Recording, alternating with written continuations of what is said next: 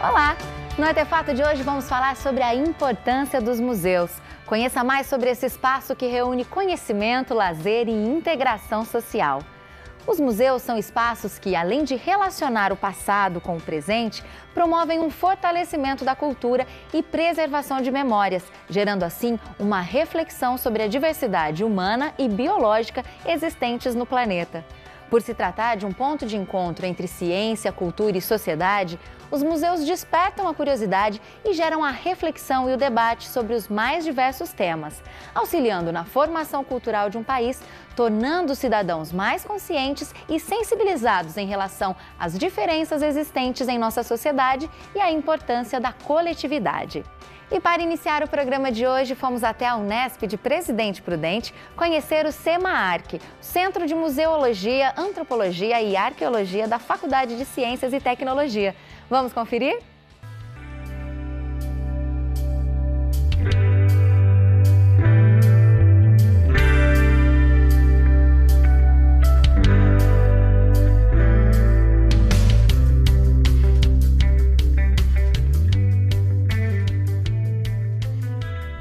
Olha, o CEMAARC é um centro de museologia, antropologia e arqueologia que foi criado há muito tempo através de um museu de etnografia. Isso foi em 1972. Esse museu de etnografia era basicamente de material indígena, que veio tanto por doações quanto por compras. E um grande acervo, por exemplo, de índio chavante, nós temos procedente de Campo Grande, do Museu Dom Bosco. Enfim, nós montamos o museu e começamos a receber visitas e a manter projetos exatamente para estimular a visita tanto de alunos quanto da população. Em 1983, nós fizemos a nossa primeira descoberta arqueológica na região. E a partir daí nós montamos uma equipe e essa equipe passou a trabalhar sistematicamente com arqueologia em toda a região. E nós amealhamos um acervo bastante grande, praticamente 98 mil peças entre fragmentos líticos, de cerâmica, etc. Nesse meio tempo, nós saímos do local onde o museu ficava e viemos aqui para este local, onde se concentrou então tanto o material indígena quanto o material arqueológico.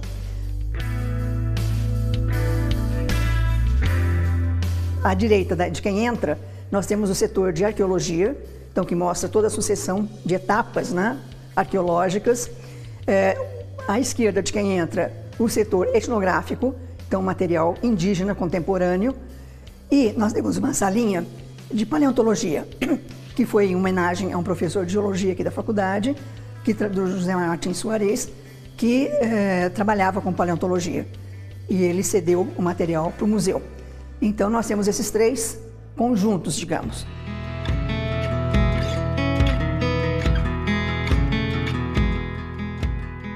E tem um artefato, por exemplo, indígena, que a gente acha muito especial, que é o tipiti, que é uma peça de cestaria que pode ser comprimida. Então eles colocam dentro a mandioca, deixam a mandioca 2 dias na água, colocam dentro desse tipiti e ele pode se compactar até um tamanho assim, relativamente pequeno, né?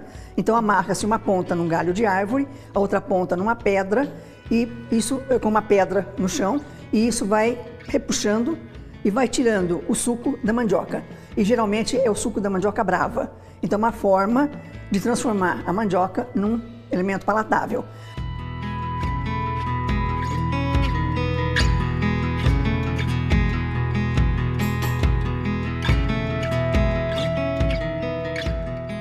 Nós temos 2 objetivos principais com o museu, né? A gente recebe muitas visitas de crianças, né? Muitas escolas. Teve um ano aí que a gente recebeu 14 mil visitantes num ano. E o que a gente tenta passar para eles são 2 fatores. Um é o respeito pelo índio, né? Quer dizer, o índio sempre tem aquela conotação de inferior, de beberrão, de não sei o que lá, preguiçoso e tal. Gente, quem faz esse material que nós temos aqui não é preguiçoso, não é beberrão. Sabe, quer dizer, são pessoas e que têm assim, uma habilidade muito grande. Então a gente tenta passar isso, esse respeito pelo índio, pela capacidade do índio. E outra coisa também é, através dessas peças todas, o respeito pelo meio ambiente.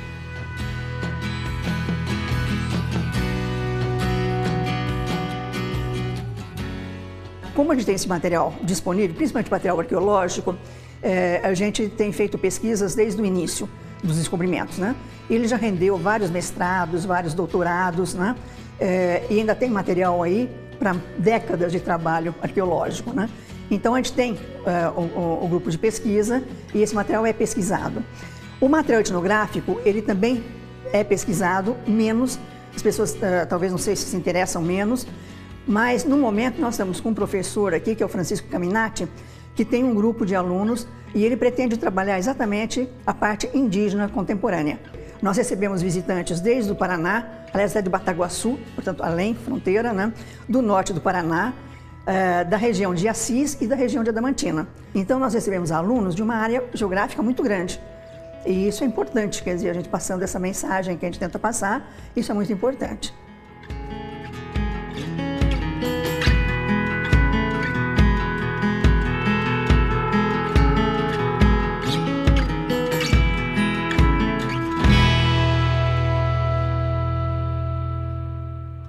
Agora nós vamos para um breve intervalo, mas no próximo bloco continuaremos falando sobre a importância dos museus com o professor e doutor Paulo Henrique Martinez, do Departamento de História da Unesp de Assis.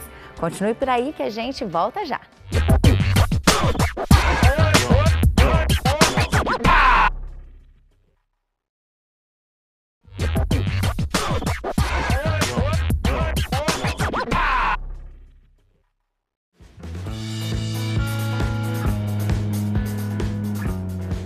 Olá, Paulo. Como vai, Juliana?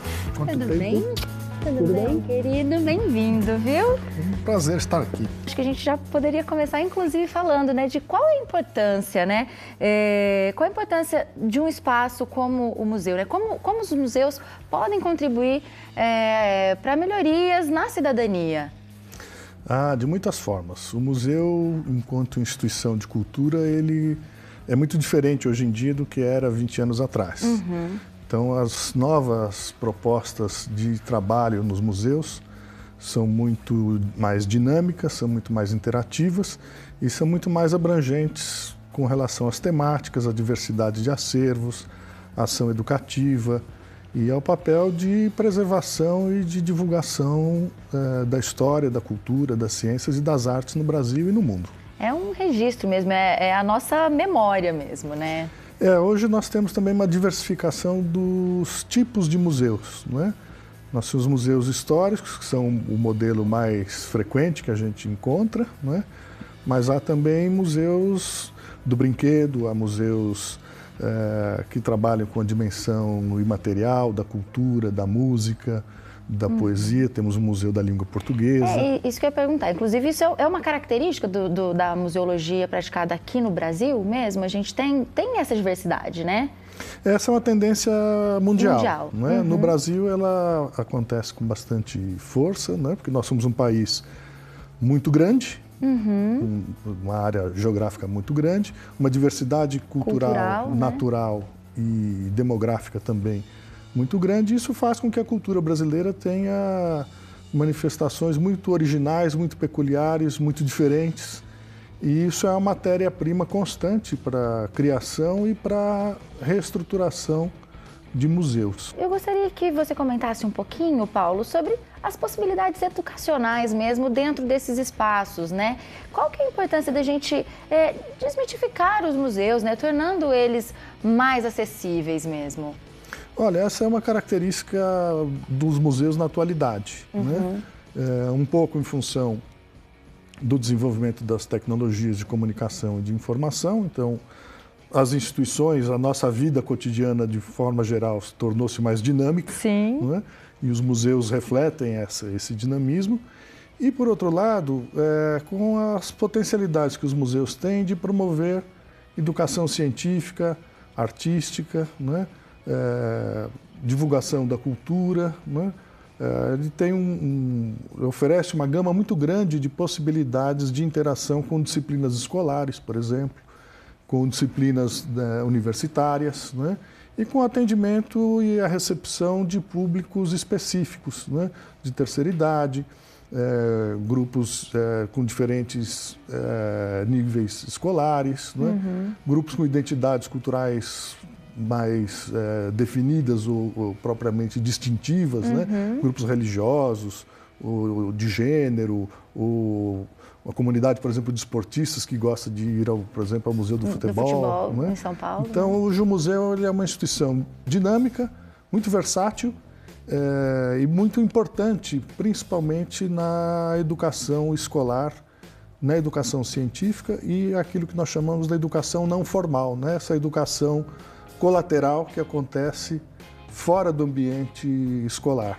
Agora eu queria que você comentasse também, Paulo, um pouco sobre as ações desenvolvidas lá no Departamento de História da Faculdade de Ciências e Letras, né, da Unesp em Assis, que é onde você faz parte, né, onde você trabalha, atua.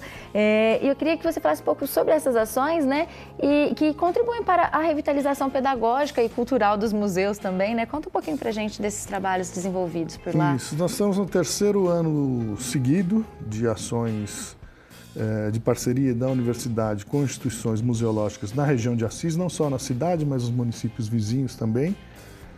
Nós iniciamos esse trabalho promovendo o conhecimento e a divulgação da história dos municípios e também do seu patrimônio cultural e natural.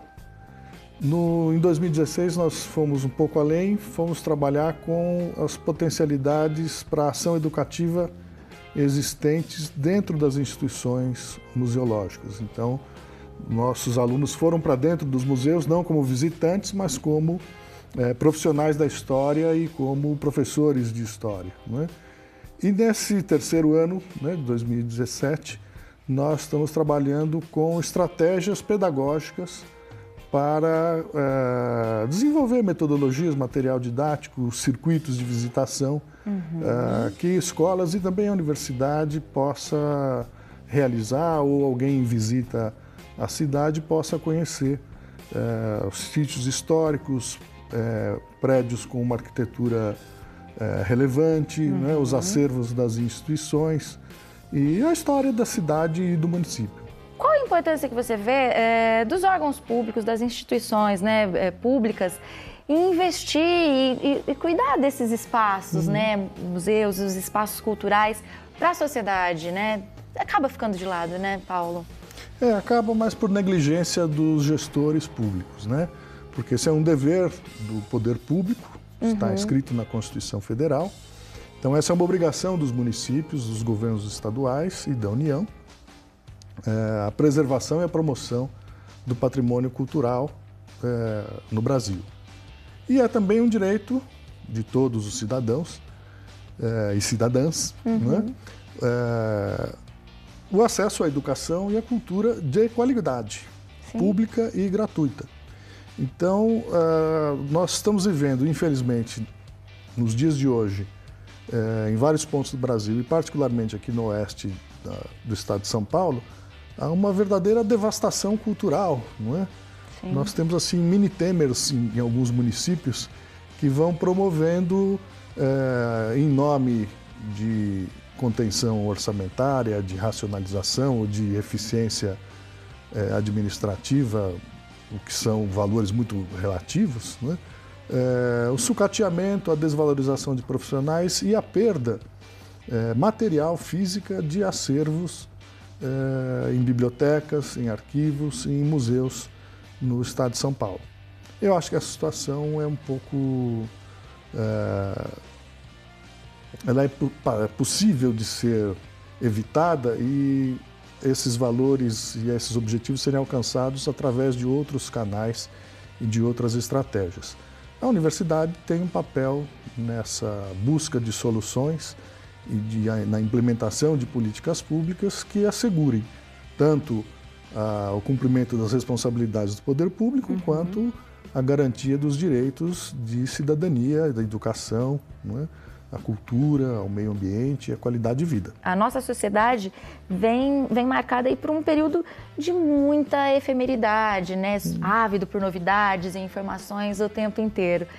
É muito utópico pensar numa valorização dos museus em tempos como esse, ou você acha que é possível a gente enxergar que esses espaços vão perdurar mesmo que a sociedade mude tanto? Olha, eu vou te falar uma coisa que você vai se surpreender. O número de museus tem aumentado em todo o mundo, isso é um fenômeno mundial, não é um fenômeno local e nem nacional. E o número de visitantes aos museus tem crescido também em todo o mundo, também não é um fenômeno localizado. Isso em função das possibilidades de acesso, né, os níveis de educação, de redes de instituições culturais, né, internet. Então há uma demanda maior por cultura em geral e por museus em particular. E os museus oferecem uma experiência que é única, que você só tem quando vai a um museu. Sim. Né? Então a internet ajuda muito a gente conhecer, por exemplo, o acervo dos grandes museus, ou de museus não tão grandes nem tão famosos, mas nada substitui a visita presencial ao museu, ao contato visual em tempo real, né, ao vivo, em cores, com uma tela como a do Grito de Ipiranga, ou do Guernica de Picasso, ou com um sítio histórico, arqueológico, ou diante de uma peça de arqueologia ou indígena. Né? Esse contato físico, sensorial com o museu, ele é insubstituível e ele não é passível, não é possível ter essa sensação por meios virtuais. E como você acha que a gente pode estimular para que as pessoas visitem mais os museus mesmo? Você acha que isso vem desde a escola? Tem vários caminhos, né? Acho que o principal e o mais importante deles, no caso brasileiro, são as escolas. Acho que a visitação escolar, ela é uma estratégia tanto do ensino quanto de aprendizagem em museus imperdíveis, né? Elas são muito oportunas, tanto para os professores que organizam as visitas, quanto para os estudantes que vão aos museus e também para as instituições, porque elas existem para isso, para receber os visitantes. Né? Então, as instituições museológicas elas estão se adaptando a essa demanda maior, né? Principalmente de público escolar. Então, eu recomendo aos professores, às professoras, aos estudantes que estimulem as suas escolas, as suas direções, as suas entidades, né? A frequentarem os museus e a cobrarem do poder público e dos dirigentes dos museus condições de visita e de recepção aos grupos maiores, né? Porque o museu pode ser visitado individualmente, mas a visita em grupo ela tem também oportunidades educativas muito amplas, né? Sim, e acho que essa idade escolar também é bacana porque as crianças estão criando hábitos também, né? Então acho que são sementinhas que a gente planta, né? E o museu é uma excelente porta de entrada para se conhecer o mundo, seja o mundo natural, seja o mundo artístico, seja o mundo político, o mundo cultural. É uma porta de entrada com muitos caminhos. Com certeza. Professor Paulo, quero agradecer muito a sua presença aqui no Artefato hoje. Boa sorte com os trabalhos de vocês lá em Assis. E eu espero que você volte logo com mais novidades aqui para o Artefato. Obrigada, viu? Obrigado.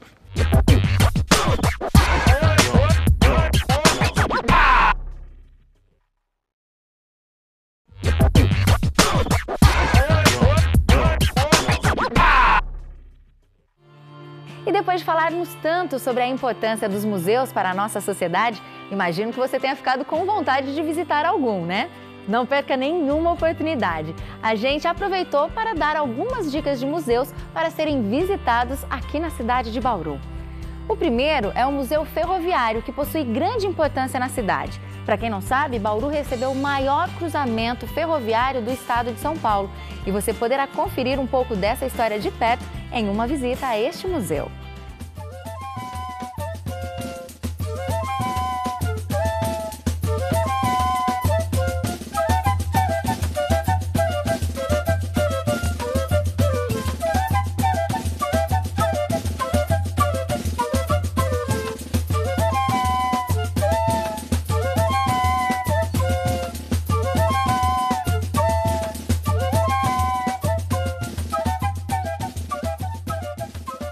O Museu Ferroviário Regional de Bauru nasce com um embrião um embrião dele no final da década de 50, né, quando foi criada a lei que institui essa instituição museal. Mas, na prática, ele só é aberto ao público no final da década de 80.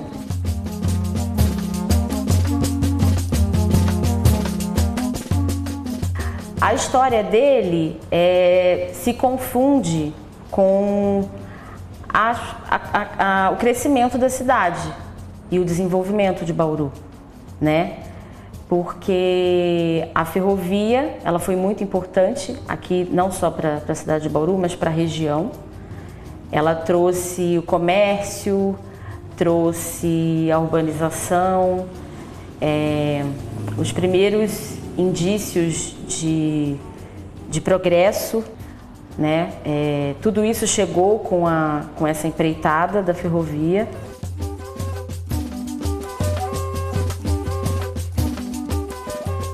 O nosso acervo ele é muito grande e muito variado também.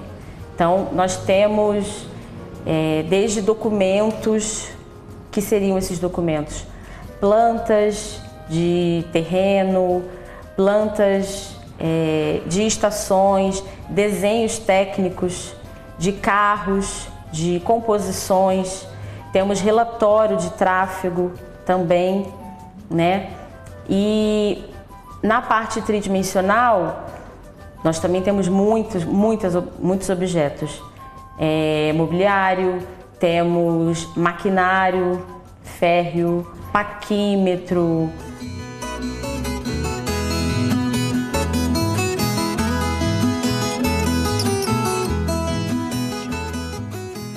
Bauru conta também com o Museu Histórico Municipal, que entre seus acervos estão jornais impressos desde o ano de 1934 e também aproximadamente 5.000 objetos, entre coleções, obras de arte, móveis, adornos, maquetes, entre outros. Dá para fazer um mergulho na história da cidade.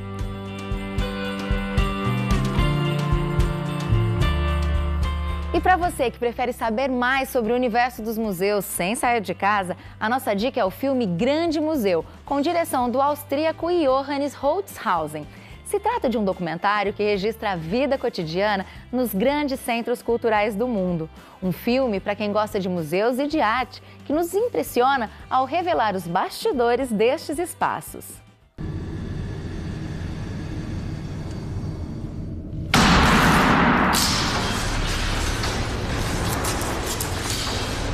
I would really love to show you the new Kunstkammer galleries. That's why I came to Vienna. Yes. Gut, gehen wir's an.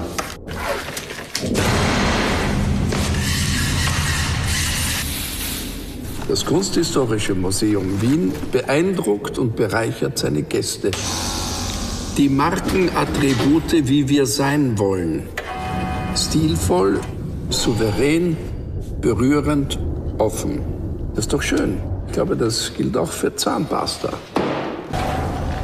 Du, und wie viele Bilder sind überhaupt in der Sekundärgalerie? 1300. 1300. Längstens gestapelt.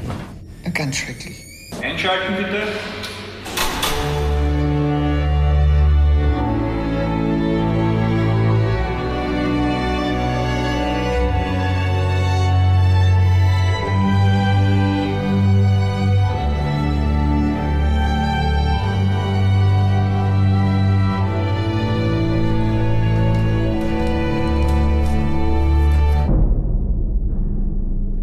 O programa de hoje já está acabando. Eu me despeço de vocês, mas semana que vem você sabe, né? Tem mais Artefato, recheado de temas relacionados ao universo cultural, comportamental e artístico a partir de diferentes projetos desenvolvidos na Unesp.